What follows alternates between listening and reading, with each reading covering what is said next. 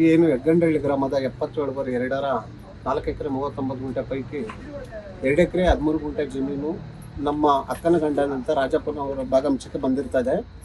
ಈ ಜಮೀನು ವಿಚಾರವಾಗಿ ಸುಮಾರು 2005ರಿಂದನೂ ನಮ್ಮ ಮಾವನವರ ಕುಟುಂಬದ ಮೇಲೆ ದೌರ್ಜನ್ಯ ಮಾಡ್ಕೊಂಡು ಬರ್ತಾರೆ.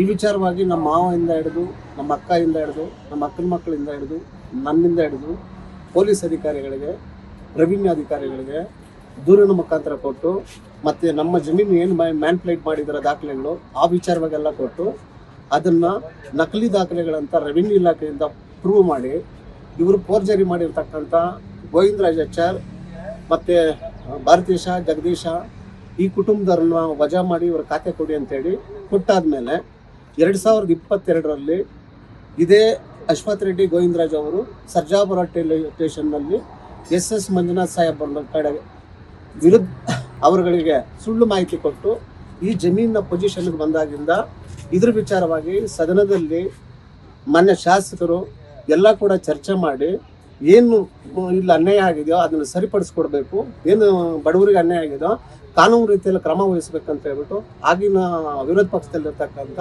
ಈಗಿನ ಮುಖ್ಯಮಂತ್ರಿಗಳು ಕೊಟ್ಟಿದ್ರು.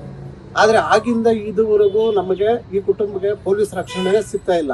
ನಾವು ಎಲ್ಲ ರಾಜ್ಯಪಾಲರಿಂದ ಹಿಡಿದು ಮುಖ್ಯಮಂತ್ರಿಯಿಂದ ಪಂಚಾಯಿತಿ VAವರೆಗೂ ಈ ಜಮೀನು ವಿಚಾರವಾಗಿ ಎಲ್ಲರಿಗೂ ತಿಳಿಸಿದ್ರು ಕೂಡ ಇತ್ತೀಚೆಗೆ ಮಾರ್ಚ್ 11 ಮತ್ತು 12ನೇ ತಾರೀಕು ನಮ್ಮ ಕುಟುಂಬದವ್ರ ಮೇಲೆ ಜೀವ ಅಪಾಯ ಐತೆ, ಗಲಾಟೆ ಮಾಡ್ತಾರೆ, ಸಾಯಿಸ್ತಾರೆ ಅನ್ನೋ ಒಂದು ಮುನ್ಸೂಚನೆ ಗೊತ್ತಿದ್ದು ಕೂಡ ಯಾಕಂದರೆ ಗಾಡಿಗಳಲ್ಲಿ ಬುದ್ದೋದು, ದೌರ್ಜನ್ಯ ಮಾಡೋದೆಲ್ಲ ಕೂಡ ಗೊತ್ತಿದ್ರು ಕೂಡ ನಾವು ಕಮಿಷನರ್ ಸಾಹೇಬರಿಗೆ ಮತ್ತು ACP ಸಾಹೇಬರಿಗೆ ಗಮನಕ್ಕೆ ತಗೊಂಡೋಗಿ ಆಯೋಗದ ಗಮನಕ್ಕೂ ತಗೊಂಡು ಹೋಗ್ತಾರೆ. ಆಯೋಗದಿಂದ ACP ಸಾಹೇಬರಿಗೆ ಮತ್ತು DCP ಸಾಹೇಬರಿಗೆ ಈ ಕುಟುಂಬದವರಿಗೆ ಪ್ರಾಣಾಪಾಯ ಇದೆ, ಅವರಿಗೆ ರಕ್ಷಣೆ ಕೊಡಿ ಅಂತ ಹೇಳ್ಬಿಟ್ಟು ನಿರ್ದೇಶನ ಕೊಟ್ಟು ಆಯೋಗದಿಂದ ಲೆಟರ್ ಕೂಡ ಕೊಟ್ಟಿರ್ತಾರೆ. ಆದರೂ ಅವತ್ತು ACP ಸಾಹೇಬರು, DCP ಸಾಹೇಬರು ಏನಾದರೂ ಗಮನ ಹರಿಸಿ ಕಾನೂನಿನ ಮೇಲೆ ಕ್ರಮ ತಗೊಂಡಿದ್ರೆ ಯಲ್ಲಪ್ಪ ಮತ್ತು ಗೋವಿಂದರಾಜ್ ಅವ್ರ ಮೇಲೆ, ನಮ್ಮ ಬಾಮೈದ್ನ ಮುರಳಿ ಮತ್ತು ಅರುಣ್ ಮೇಲೆ ಈ ರೀತಿ ಘಟನೆ ಆಗ್ತಾ ಇರಲಿಲ್ಲ.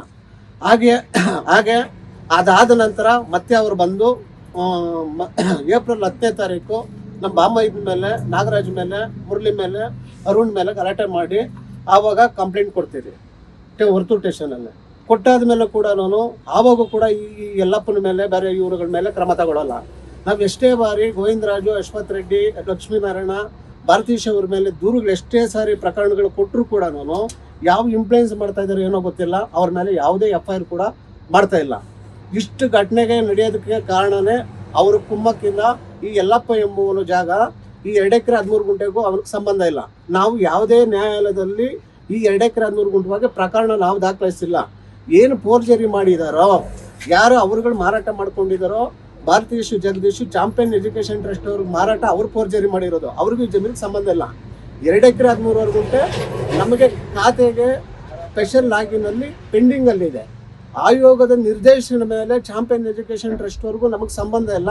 ಆದರೂ ಕಾನೂನು ಇವತ್ತು ನಮಗೆ ರಕ್ಷಣೆ ಸಿಗುತ್ತೆ ಅಂತ ನ್ಯಾಯಾಲಯಗಳಲ್ಲಿ ಕೂಡ ನಮಗೆ ಈ ಸುಳ್ಳು ಮಾಹಿತಿಗಳು ಕೊಟ್ಟು ನಮಗೆ ತಡೆ ತಂದಿದ್ದಾರೆ. ಆದರೆ ಈ ಜಮೀನಿಗೂ ಈ ರಾಜಪ್ಪ ಕುಟುಂಬದವ್ರಿಗೂ ಚಾಂಪಿಯನ್ ಎಜುಕೇಷನ್ ಅವ್ರಿಗೂ ಯಾವುದೇ ಸಂಬಂಧ ಇಲ್ಲ. ಇಷ್ಟೆಲ್ಲ ದೌರ್ಜನ್ಯ ನಡೀತಾ ಇದ್ರು. ಇತ್ತೀಚೆಗೆ ಸರ್ಕಲ್ ಇನ್ಸ್ಪೆಕ್ಟರ್ ಆದಂಥ ಹೊರತೂರು ಹರೀಶ್ ಕುಮಾರ್ ಸಾಹೇಬರಿಗೆ ಈ ಘಟನೆ ಆದಮೇಲೆ ಎಲ್ಲ ಇದಾದ್ಮೇಲೆ ಅವನ ಮೇಲೆ FIR ಮಾಡಿ ಇದು ಮಾಡಿದ್ದಾರೆ.